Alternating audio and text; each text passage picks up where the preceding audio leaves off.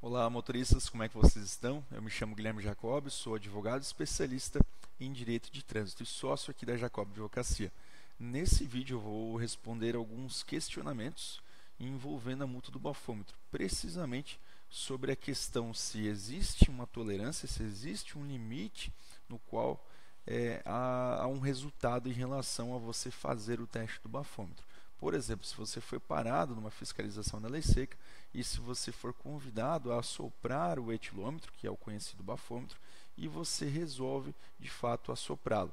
Se existe uma tolerância em relação ao resultado que der lá no aparelho. Então é esse o intuito desse vídeo para responder essa dúvida. Vamos lá então, eu vou mostrar a tela aqui do meu computador de uma maneira que seja bem didático, tá?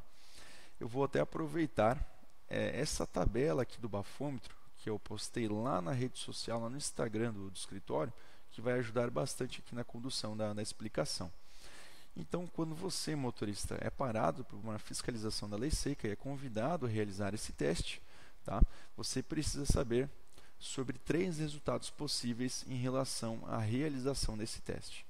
Quando você assopra o bocal do etilômetro, que é um bocal descartável, então não vai ter qualquer problema em relação a, por exemplo, algumas notícias que lá durante a pandemia tinham algumas mídias, né, sensacionalistas que passavam que não era, não era legal, né, não era permitido que um motorista assoprasse o bocal do etilômetro, senão ele iria contrair o Covid. Né, o que não é verdade. Haja vista que esse é um bocal descartável, então essa tese, né, essa argumentação já é excluída. Agora, em relação a quando você assopra esse bocal, se o resultado ele der inferior a 0,04, o condutor ele será liberado, justamente por conta não de um limite, não de uma tolerância, mas sim por conta de um resultado, por conta de uma margem de erro do aparelho. Então nós não estamos falando de uma tolerância, mas sim uma margem técnica de tolerância de erro do aparelho, que é esse valor de 0,04, quando você assopra o bocal do etilômetro. Então, se você, após ter assoprado esse bafômetro e o resultado lhe der até 0,04, conforme eu demonstro aqui nessa tabela do bafômetro, você, motorista, você vai ser liberado, justamente porque não deu uma quantidade suficiente para autuá-lo, seja através do artigo 165, que é a sanção administrativa, a infração de trânsito administrativa, conforme o nosso Código de Trânsito Brasileiro, seja através do artigo 306, que seria o crime, que é quando você tem uma quantidade tão grande no seu corpo, né, de substância alcoólica, que gerou o crime, tá? Então, isso eu vou explicar aqui através dessa tabela.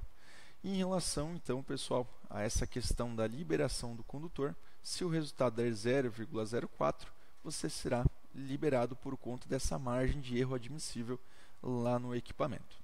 Agora, a história será outra se o resultado der 0,05 até 0,33. Se você soprou e deu esse resultado, entre 0,05 a 0,33, você responderá de maneira administrativa. Então, ocorrerá uma infração gravíssima, conforme está estipulado lá no artigo 165 do nosso Código de Trânsito Brasileiro.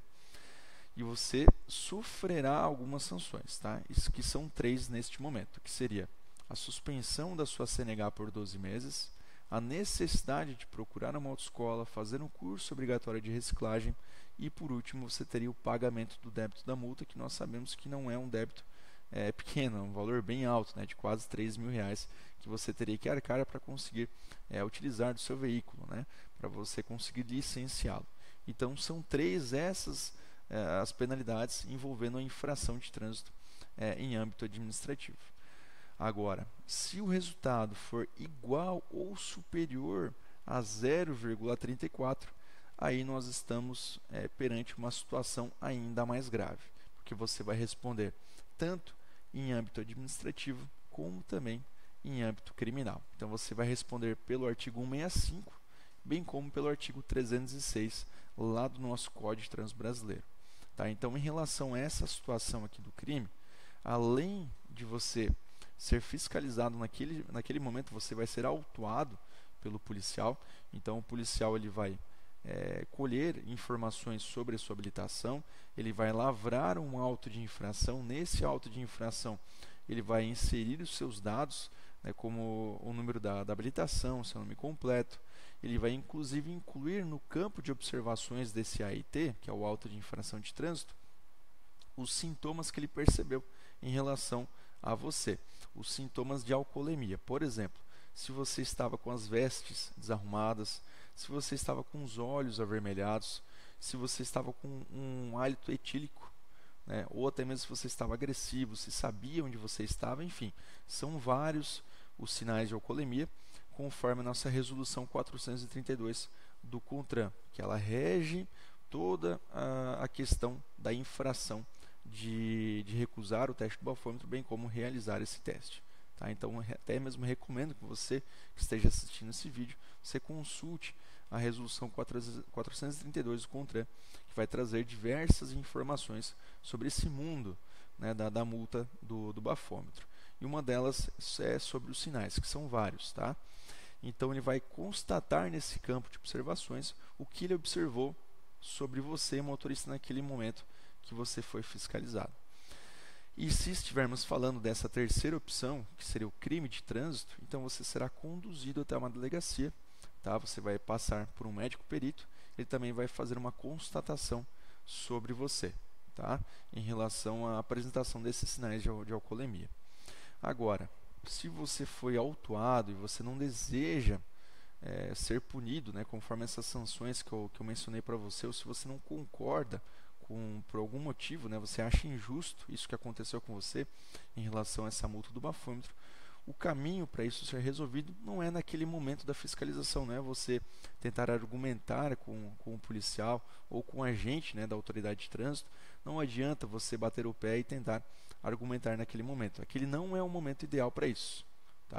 Aquele é o momento para você ouvir, né, e acatar as ordens emanadas ali pelo agente de trânsito. Até porque ele é a autoridade naquele momento, você deve respeitar. Por mais que você não concorde ou por mais que você entende que aquilo que está ocorrendo é abusivo contra a sua pessoa.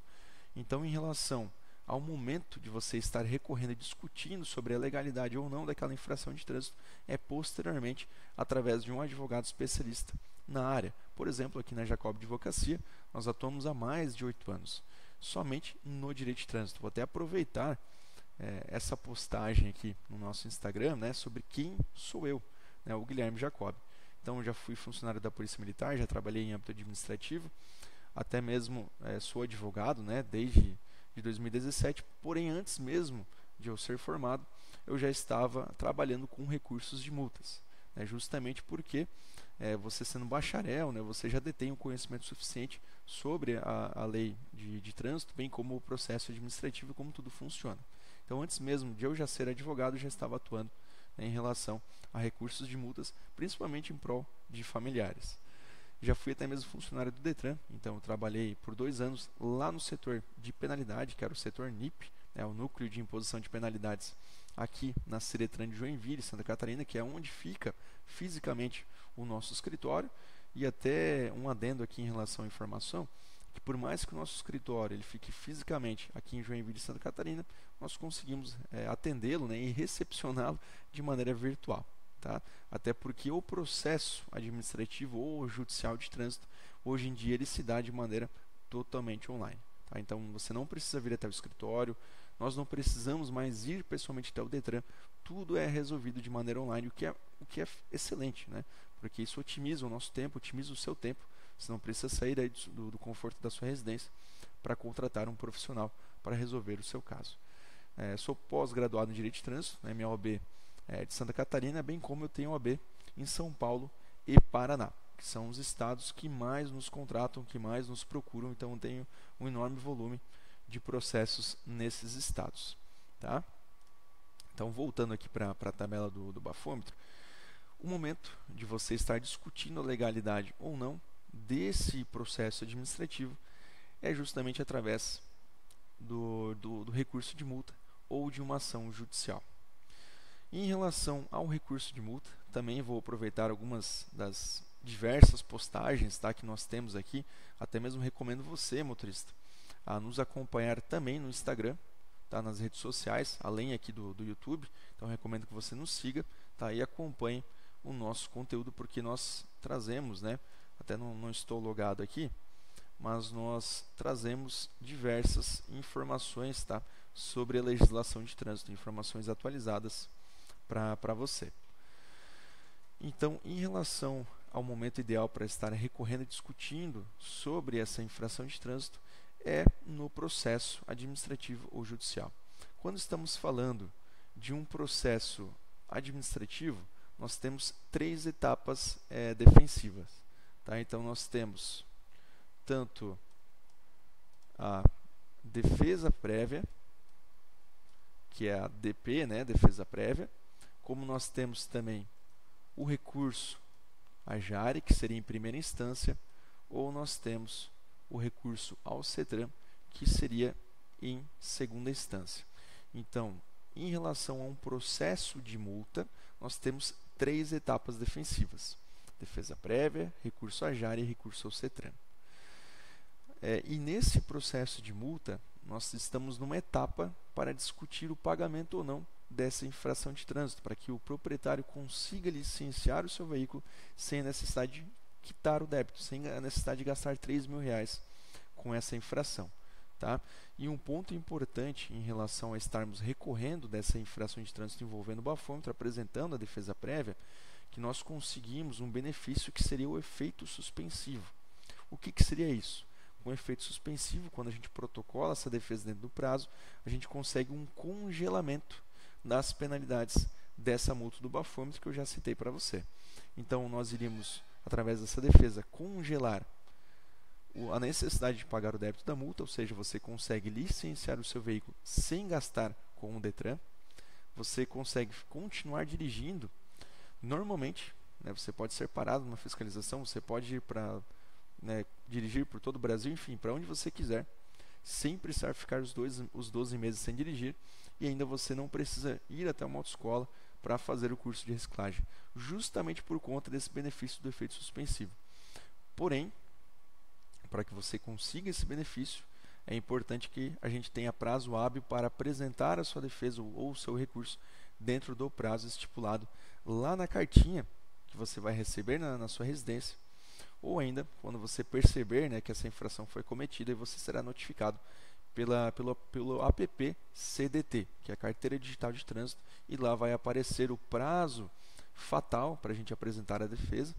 Por exemplo, se você foi parado ontem na blitz da lei seca, provavelmente o prazo vai ser até final de fevereiro para apresentar a primeira defesa. Então é importante quando você é autuado pela multa do bafômetro, você procurar um profissional especializado em direito de trânsito o quanto antes, porque ele precisa de um tempo hábil para justamente entrar em contato com o órgão de trânsito e diligenciar de maneira extrajudicial, ou seja, solicitar informações sobre o processo, sobre principalmente a cópia do auto de infração, que é o principal documento que rege o processo administrativo de trânsito, porque através desse auto de infração, lá terão várias informações importantes para que a gente consiga elaborar o recurso. Então, em relação a esse processo de multa, é para discutir o pagamento ou não dessa infração, por exemplo, do bafômetro. Tá? Mas isso serve também para qualquer outra infração, até mesmo infrações simples, né? Infração leve, infração média, infração grave ou gravíssima, o processo é o mesmo. Nós teremos sempre essas 3 etapas defensivas em relação ao processo de multa. Agora, o que muda em relação ao processo envolvendo uma infração autossuspensiva, uma infração gravíssima, como né, você recusar o teste do bafômetro, você cometer uma manobra perigosa, é justamente que nós teremos 2 processos administrativos. O processo de suspensão e também nós temos o processo de multa. Tá? Então, nós temos aqui o processo de multa e depois você responderá por um processo de suspensão. Ou seja, você responderá por 2 processos, sendo que em cada processo você terá 3 etapas defensivas no processo de multa e mais 3 etapas defensivas no processo de suspensão, totalizando 6 etapas defensivas que é uma assessoria completa que o nosso escritório, Jacob Advocacia, sempre presta em prol do motorista que nos procura. Então, nós iremos atuar no processo de multa e no processo de suspensão, ou seja, 6 etapas defensivas. E no processo de suspensão também, nós estaremos falando de defesa prévia, recurso à Jari e recurso ao CETRAN. E talvez você tenha uma dúvida, né? E se acabar todas as etapas do processo, ou, por exemplo, eu não sabia dessa infração, nunca foi notificado e agora foi aplicado pelo DETRAN esse processo de suspensão. Né? O que eu faço? Né? Eu não tenho mais nenhum prazo no processo de multa nem processo de suspensão. Aí nós estaremos falando de um pedido de autotutela mais uma ação judicial. O pedido de autotutela, nós apresentamos um requerimento ao órgão responsável pela lavratura daquele auto de infração, ou seja, da multa, por exemplo, a PRF, né, que é um órgão autuador que lavra muitas infrações envolvendo a recusa do teste do bafômetro. Então, em relação à PRF, nós iremos enviar um requerimento, obviamente com teses, com argumentos, com base no seu caso, então de maneira muito personalizada, conforme os relatos que você nos trouxe, conforme a documentação envolvendo o seu processo, nós iremos apresentar isso à PRF. Tá? Então, seria um pedido de autotutela. E também, de forma concomitante, nós iremos apresentar uma ação judicial com as teses, com os argumentos, para justamente buscar evitar que você sofra todas aquelas penalidades que eu já citei aqui para você e você se livre dessa multa, como se nunca tivesse sido autuado antes. Então, esse é o caminho para que a gente consiga ajudá-lo em relação a essa multa do bafômetro, seja por você ter recusado, seja pelo teste positivo, por você ter feito, né, o teste do bafômetro assoprado bucal e de fato você tenha cometido ali a infração de trânsito, né, você tenha ficado entre 0,05 e tenha dado um valor superior a isso. Tá? Aí você seria autuado conforme a tabela que eu mostrei para você lá no início. Então, basicamente é assim que funciona em relação à tolerância ou não do teste, né? E também em relação ao processo administrativo envolvendo a multa do bafômetro. E se você, né, motorista, está passando por uma situação parecida, ou se você ficou com alguma dúvida sobre essas informações que eu trouxe aqui para você, claro, não consigo esmiuçar de maneira completa sobre a legislação do bafômetro em 15, 20 minutos, porém o que eu trouxe certamente são informações muito úteis, né, que vai esclarecer muitos questionamentos em relação aos motoristas em relação a essa multa do bafômetro. Então, se você tiver alguma outra dúvida em relação a isso, fique muito à vontade para encaminhar aqui nos comentários desse vídeo, que eu vou estar à disposição para ajudá-lo.